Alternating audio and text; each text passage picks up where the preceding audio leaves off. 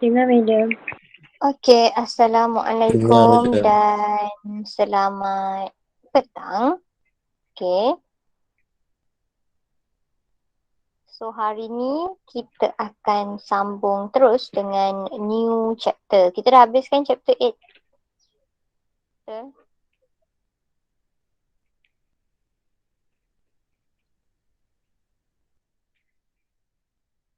Okay, so chapter 9 pula adalah homeostasis. Okay, so homeostasis ni dah pernah belajar berkali-kali, dari SPM pun dah belajar. So madam harap ingat lagi lah sikit-sikit at least pasal homeostasis ni. Okay, waktu PhD pun dah belajar betul. Jadi konsep of homeostasis. Apa itu homeostasis? So first sekali kena tahulah apa itu homeostasis. Sebelum ni dah banyak dah mekanisme lain, proses lain, konsep lain nak belajar. Sekarang kita pergi kepada homeostasis. Okay. So homeostasis ni adalah proses untuk maintain a biological stable condition inside living organism. Stable condition adalah maksudnya kita nak make sure condition dalam badan kita ni stable. Sama ada dia tak nak terlalu terlebih something atau terkurang something lah, stable je lah. Okay. So internal environment refers kepada environment yang surrounding the cell which are interstitial fluid. So ingat lagi tak interstitial fluid tu apa? Ingat interstitial fluid tu apa? Ingat ke?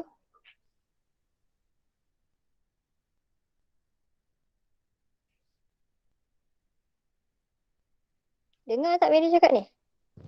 Ingat madam. Itulah macam cakap seorang. Betul.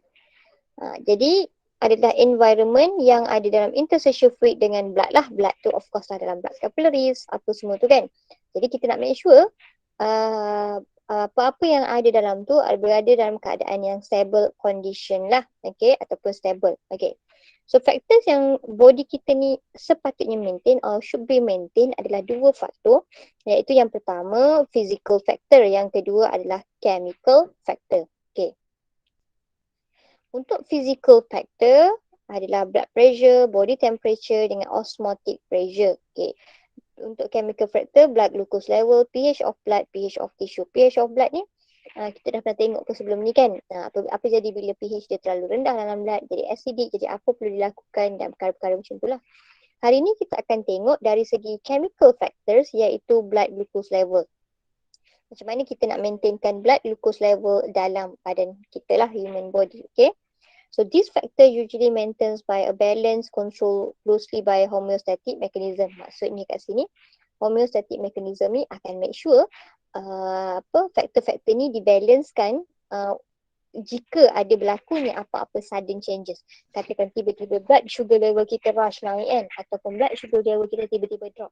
Jadi homeostatic mechanism ni lah yang memainkan peranan untuk make sure dia kembali normal ataupun stable. Okay, so apa importance of homeostasis ni?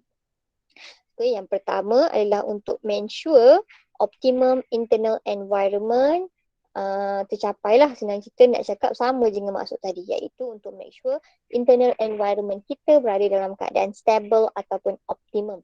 Jadi apabila kita punya sel-sel berada dalam keadaan optimum ataupun stable, barulah body cell kita boleh function effectively.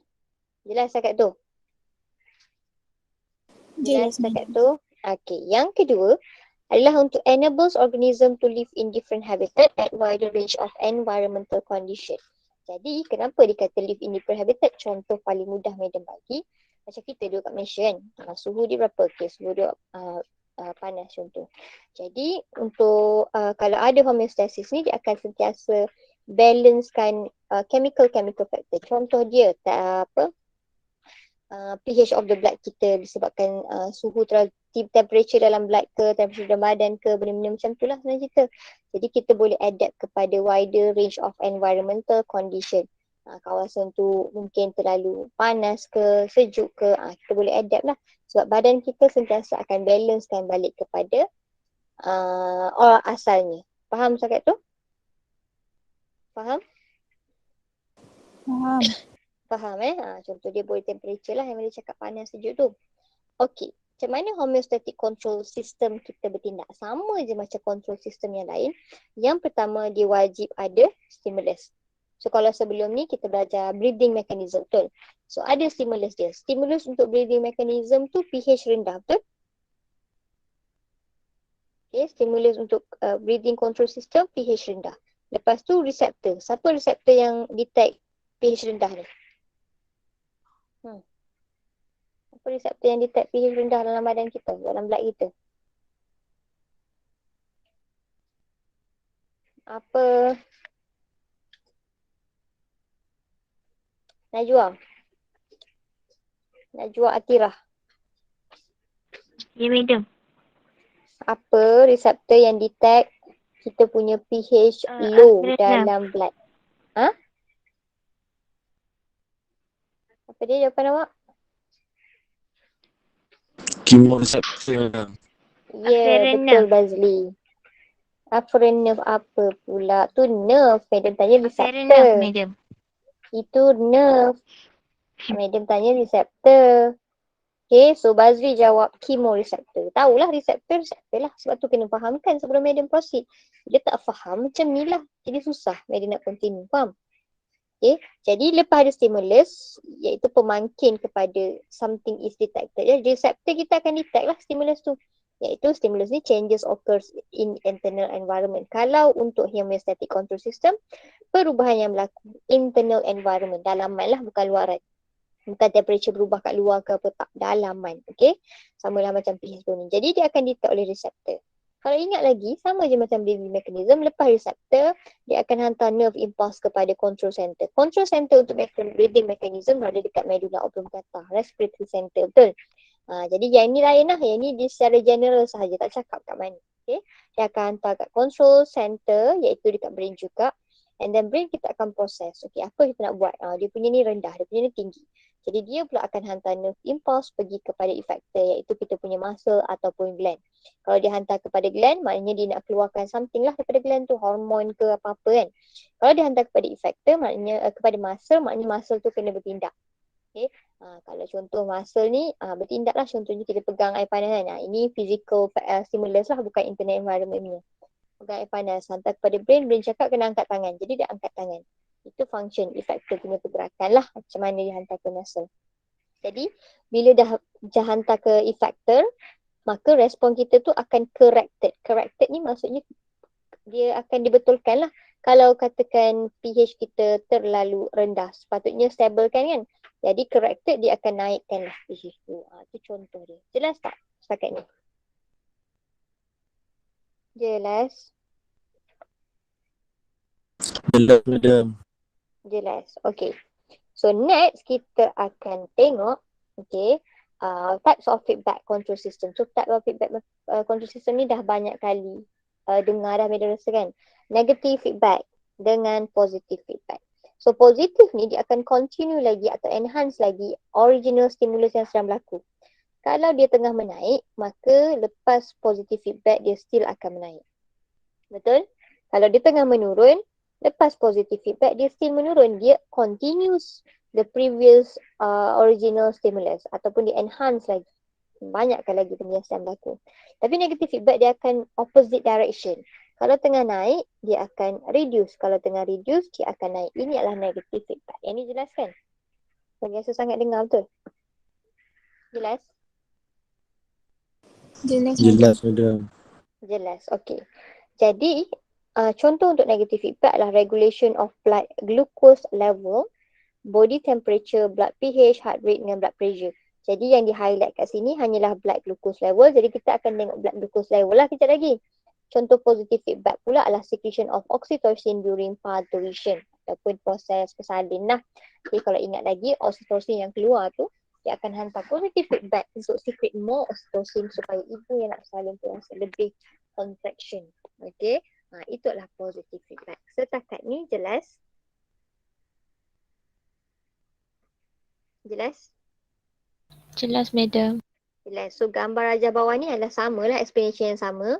Okay, boleh hadamkan sendirilah kot. Okay. Yang seterusnya kita akan tengok contoh negative feedback mechanism dalam homeostasis stasis ni, iaitu blood sugar level ataupun blood glucose level lah, control system. Okay.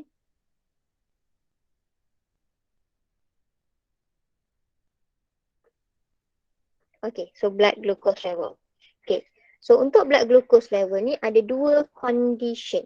Dua kondisi ataupun dua condition lah. Yang pertama, okay, so kita akan ada normal blood glucose level lah. Betul? Normal blood glucose level. Daripada normal blood glucose level ni, boleh jadi glucose level kita terlalu tinggi. Naik. Jadi, apabila kita punya blood glucose level terlalu tinggi atau rise, kita punya blood glucose level, kita akan panggil dia sebagai hyperglycemia. Dah dengar? Pernah dengar? Okey. Jadi kenapa dia bagi nama? So senang nak ingat, dia adalah hyper lah. Betul? Kalau ingat hypotonik dengan hypertonik, hypo maksud dia apa? Water banyak, solute sikit. Betul? Hypertonik ingat tak? Kalau hypertonik, water sikit, solute banyak. Jadi kita tak nak tengok pasal water, kita nak tengok pasal solute. Kalau sugar banyak, dia adalah solute betul. So dia adalah hyperglycemia. Kalau solute sikit, dia adalah hypoglycemia. Jelas setakat tu? Jelas, madam. Jelas. Okay. So dua condition ni.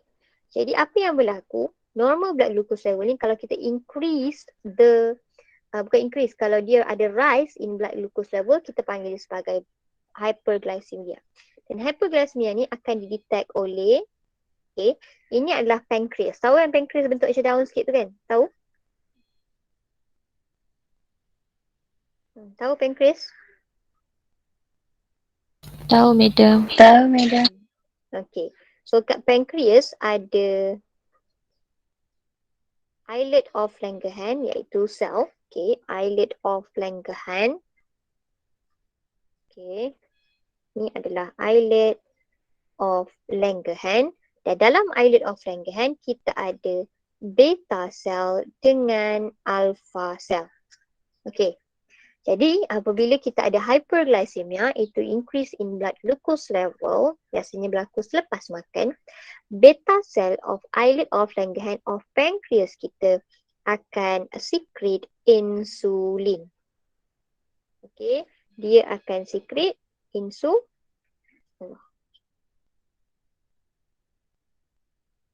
Okay, dia akan secrete insulin. Jelas setakat tu? Jelas?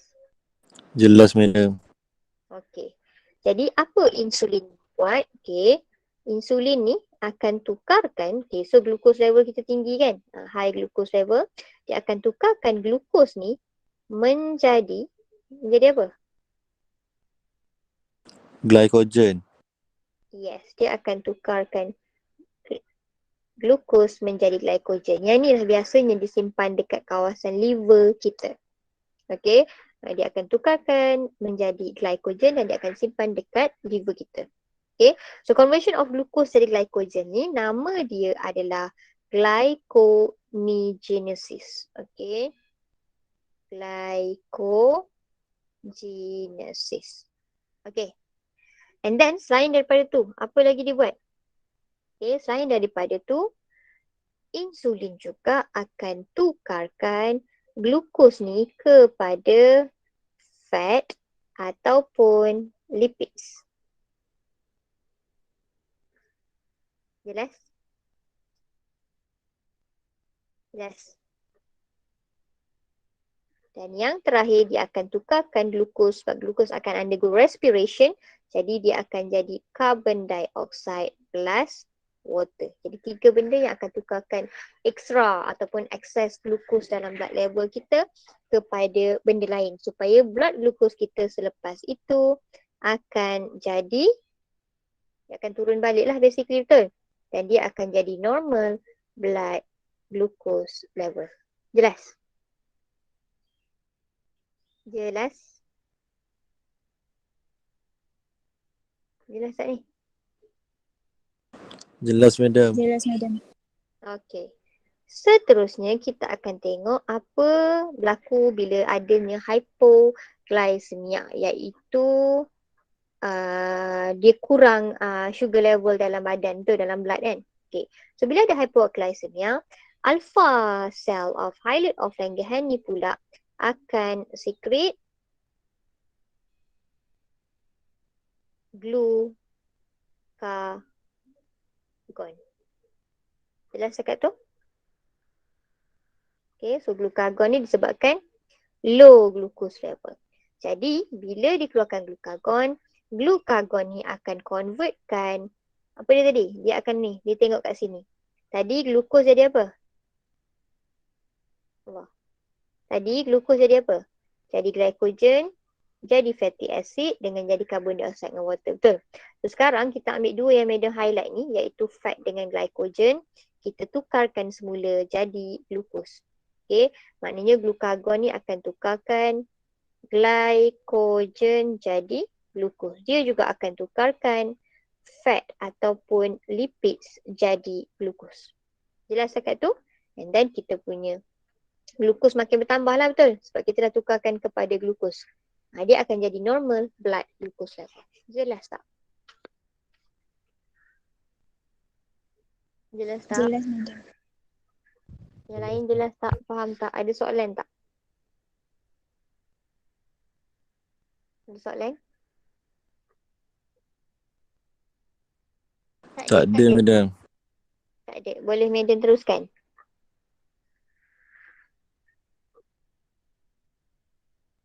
Boleh madam teruskan? Okay. So dekat sini dia bagi tahu nama glukos ditukarkan kepada glycogen adalah glycogenesis. Glycogen tukar semula jadi glukos. Ni sama glykogeno tapi ada lysis. Sebab dia pecahkan benda tu. Tapi kalau protein dengan fat jadi glukos adalah gluconeogenesis. Okay, so bezalah 3 jenis nama proses yang berbeza. Okay, setakat tu jelas. Jelas, madam. Okay, so seterusnya kita akan tengok structure of kidney and its functional unit. Okay, jadi ni adalah structure of kidney lah. Okay, so human body, this is our kidney. Kalau kita besarkan kawasan kidney, kita akan nampak ni lah benda ni. Okay, so untuk kidney ni dia ada 3 distinct region lah, region yang berbeza. Renal cortex adalah region paling luar iaitu kawasan orange ni. Okay, yang kedua adalah renal medulla. Kawasan ni yang ada segitiga ni, nanti kita akan besarkan kawasan tu. Okay. Dan kawasan yang ketiga adalah renal pelvis, iaitu kawasan dalam ni lah sebenarnya. Renal pelvis. Okay. Itu 3 region ni. Kalau madam potong 3 ni, dapatlah bentuk pizza yang macam ni. Okay. So ni renal cortex, renal medulla dan bawah lagi ni adalah pelvis lah, tak nampak. Okay. Ada apa dalam kidney kita ni? So kau nampak ada banyak kawasan-kawasan macam ni kan. Okay, ada a lot of nephron. Okay, nephron ni adalah single unit atau functional unit untuk kidney kita. Maknanya satu kidney tu ada beribu-ribu, berjuta-juta of nephron functional units. Okay, satu nephron ni adalah yang ini. Okay, tengok madam buat daripada ini, dia pergi ke bawah, naik ke atas dan pergi ke tepi. Itu adalah satu nephron. Sambung pula dengan yang lain. Jadi macam tu, dia bersambung-sambung. Ada banyak functional units of nephron. Yang kita akan tengok adalah apabila kita besarkan nephron ini. Okey, jelas cakap tu? Jelas? Jelas cakap tu? Jelas, madam. Jelas, madam. Jadi kidney adalah satu homeostatic organ yang ada function lah. Function yang pertama adalah untuk excretion, pembuangan. Iaitu dia akan buang waste product of metabolism. Contohnya adalah urea. Urea ni boleh keluar melalui peluh ataupun melalui urine formation kita lah. Okay. And then osmoregulation adalah untuk kita regulate water content and solid concentration dalam blood ataupun tissue fluid. Kita tak nak ada berlebihan water ke, kurang water ke, solid concentration terlalu banyak ke dalam blood kita. Jadi yang memainkan peranan untuk regulate semua tu, untuk make sure dia berada dalam keadaan yang cukup adalah function dia adalah homeostasis lah. Okay. Yang ketiga adalah regulation of blood pH. Secretion of H+ if the blood is too acidic. Okay, secretion of H plus kalau blood tu is too acidic. Maksudnya, blood ni boleh jadi terlalu acidic, iaitu pH dia boleh jadi rendah kalau dia ada banyak H plus. Betul? Betul? Jadi kalau kita nak avoid Betul. blood tu jadi terlalu acidic, kita akan remove H plus daripada blood. Okay. Yang buat kerja tu pun masih lagi homeostatic organ kita, iaitu kidney. Okay. So kidney ni dark red colour, exists as a pair of bean-shaped organ located in the region of low back of abdominal cavity. Bahagian belakang sikit, bawah. Okay. Dan right kidney kita akan slightly below the left kidney. Okay. So kalau tengok, ni right kan, ni left kan. Right lagi bawah daripada yang kiri. Okay, dia macam tu. Okay, itu sahaja. Yang ni flow of urine daripada kidney. Yang ni kita akan tengok nanti. Okay, so sebenarnya kidney ni lepas dia dah proses urine formation, dia akan hantar ke ureter. Ureter yang mana? Ureter yang bersambung dengan kidney. Nampak saluran yang bersambung dengan kidney ni adalah ureter. So ureter tu akan pergi ke mana? Dia akan transfer ke urinary bladder, iaitu pundi kencing kita, and last kali keluar melalui saluran uretra. Jelas tak? Jelas, madam. Okay, alright. Jadi kidney ada 3 ginseng region yang madam cakap. Paling luar adalah cortex, tengah-tengah adalah medulla, dan large urine collecting space, upper part of ureter. Upper part of ureter tu adalah yang ini. Okay, ni kawasan ni adalah pelvis. Okay, renal pelvis. Okay, jadi 3 ni lah, samalah you tengok function kan. Dan setiap kidney akan disupply dengan 2 main blood vessel. So 2 main blood vessel, dia cakap main maknanya besar lah kan. So renal veins dengan renal artery. Tapi kat sini renal veins ni, okay, veins kita tahu carry deoxygenated blood.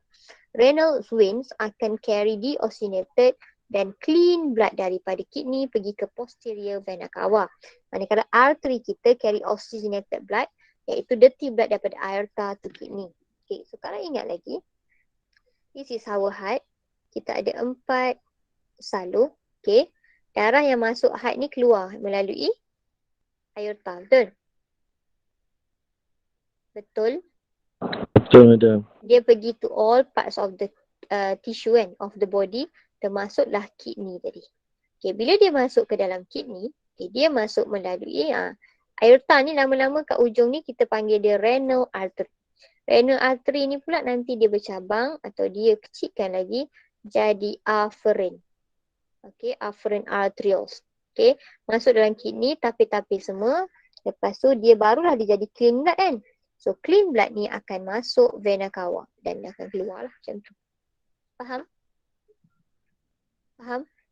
Jadi renal artery yang bawa dirty blood daripada kita punya heart ataupun aorta. Okay, manakala kita punya renal vein akan carry deoxygenated blood sebab blood semua dah masuk, oksigen dah masuk ni. Okay, dah guna. Dia akan pergi dan hantar, dikira carries vein tu carry deoxygenated tapi clean blood lah sebab dah tapis dalam kidney. Faham tak setakat tu? Faham?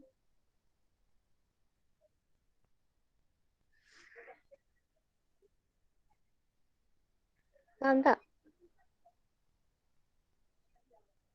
Faham, madam. Okey, jadi ni adalah nephron yang kita cakapkan tu lah. Jadi nephron ni dia buat apa? Nephron as a functional unit of a kidney. Okay, so functional unit of kidney is nephron. Nephron are packed in box cortex. Dua-dua lah ada dekat cortex dengan medulla of the kidney. Okay, so nephron ni satu long tubule yang surrounded by a network of vascular component. Okay, vascular component tu adalah blood capillaries kita, arteries, apa semua itulah blood component kita. Dan setiap satu kidney kita ada dekat 1 to 2 millions of nephron. Sangat banyak lah. 1 ke 2 millions of nephron ada dalam kidney kita. Okay, so kita akan tengok struktur dia satu persatu. Yang pertama adalah Bowman's capsule. Yang ini. Okay, ini adalah Bowman's capsule. Ini glomerulus silap. Ini adalah Bowman's capsule. Macam kapsul yang memegang glomerulus tersebut. Okay, so apa tu Bowman's capsule? Kalau buat nota, buat cantik-cantik, siap-siap bagi tahu dia adalah epithelial cup yang enclose glomerular capillary. Dalam dia ada glomerulus capillary which is yang warna merah ni. Okay, yang ni bersirat-sirat ni adalah glomerulus capillaries lah. Okay, dia enclose the glomerulus capillaries. Dan Bowman's capsule kita, inner layer dia bahagian dalam ada podocyte. Okay, podocyte ni sifat dia berlubang-lubang sikit, okay, berongga-rongga sikit, okay. So outer layer dia ada simple squamous. Ni simple squamous. Bila simple squamous kita tahu dia tak terlalu tebal. Jadi senang untuk diffusion berlaku atau apa-apa substansi keluar dan masuk daripada Bowman's capsule lah. Jelas agak tu? Jelas? Jelas, madam. Jelas, okay. Yang kedua adalah proximal convoluted tubule lah, kita panggil PCT. Okay, so proximal convoluted tubule ni adalah close dengan Bowman's capsule, sangat dekat dengan Bowman's capsule, dia sambunglah daripada Bowman's capsule. Okay, dia buat daripada cuboidal epithelial. Kalau tadi kita dibuat daripada simple squamous epithelial, yang ini cuboidal epithelial cell.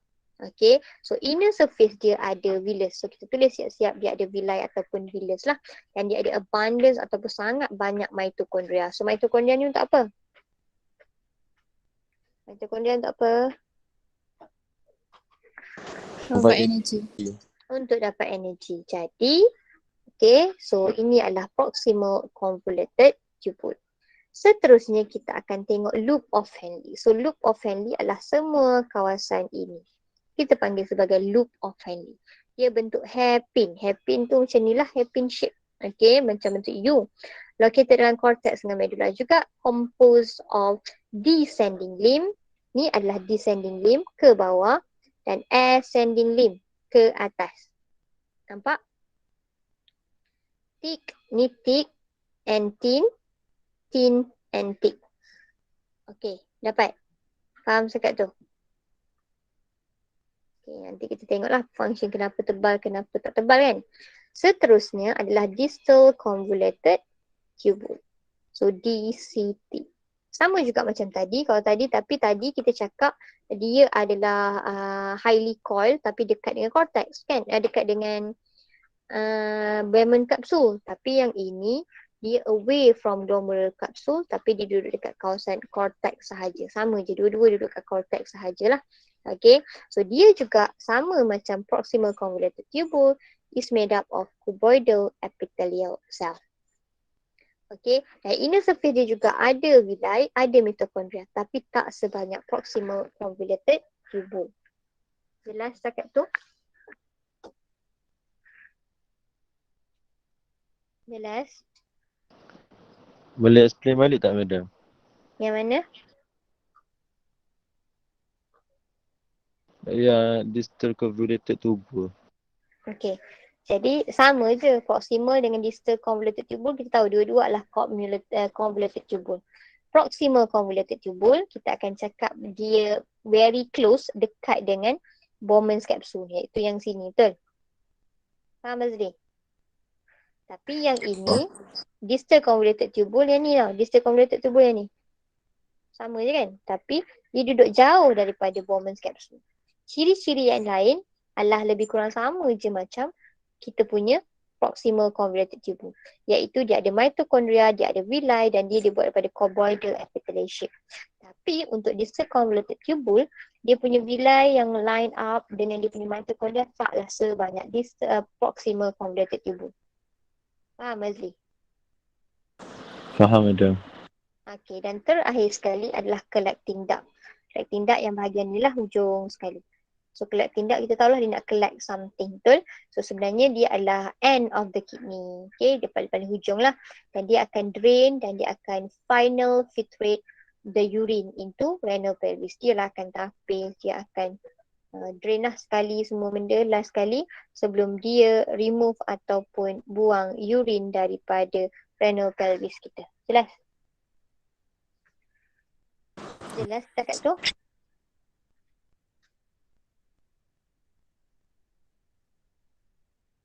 Jelas? Jelas, Jelas, madam. madam. Jelas. Okay. Jadi part of the nephron ni, okay. Itu sajalah. Seterusnya, ini apa yang dia explain tadi lah. Okay. So seterusnya ada benda yang dia tak cerita kat sini adalah parts dia. Sama ada dia afferent arterioles ataupun blood vessel dekat nephron. Okay. So blood vessel dekat nephron ni madam buat warna hijau lah. Okay. So daripada jantung tadi, madam cakap aorta kan. Aorta tu akan keluar bila dekat dengan kawasan kidney, kita panggil dia sebagai renal artery. Okay, jelas cakap tu. Yang duk bawa blood daripada jantung kita ni, heart kita. Okay, renal artery ni akan enter the kidney lah, dia akan supply both oxygenated dengan unfiltered blood. Unfiltered blood ni adalah yang dirty lah, yang kotor, yang tak tapis lagi. Okay, dia masuk ikut glomerulus ni. Okay, sebab dekat glomerulus ni dia akan sambung dengan afferent arterioles. Dapat tak setakat tu? Lupalah. Dapat tak setakat tu? Afferent yang first lah, A. Jadi darah kita yang kotor tu akan masuk dalam glomerulus, dia akan ditapis dan dikeluar melalui efferent arterioles. Jelas semua? Jelas?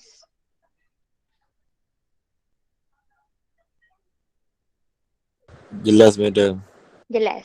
Jadi setiap satu nephron ni akan terima hanya satulah afferent arterioles dan satu efferent arterioles. Masuk ikut sini, darah tu masuk ikut sini dan akan keluar ikut sini. Berlakulah proses kat dalam tu lah, nanti medium ceritalah waktu urine formation. Yang kedua adalah glomerulus. Glomerulus ni yang duduk tengah ni, merah ni. Okay, dia adalah network capillaries. Dia adalah network capillaries yang warna purple ni lah sebenarnya. Okay, network capillaries yang datangnya daripada afferent arterioles tadi. Dan dia bertindak sebagai site of ultrafiltration. Nanti kita tengok apa maksud ultrafiltration, iaitu untuk filtration berlakulah kita menapis dia. Okay, dan blood kita akan keluar ataupun leave the glomerulus melalui efferent arterioles yang madam tulis tadi. Okay, so efferent arterioles kita akan lebih sempit atau lebih narrow daripada afferent arterioles. Afferent arterioles lagi tebal sikit lah. Jelas setakat tu? Jelas?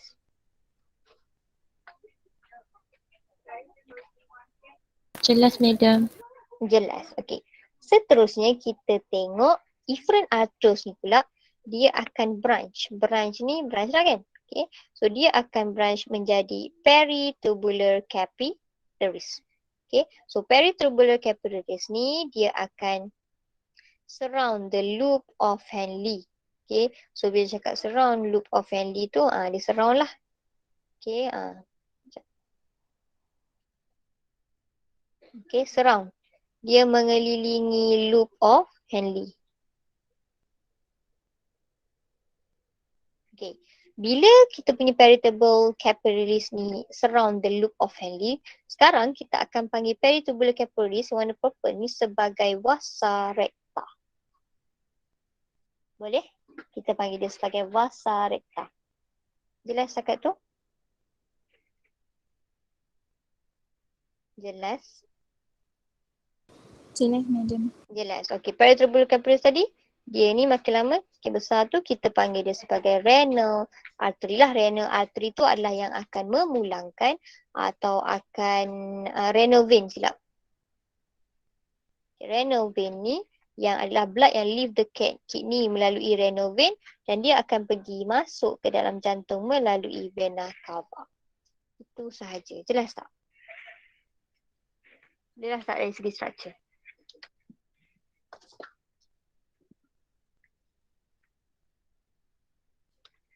Syamilah, jelas?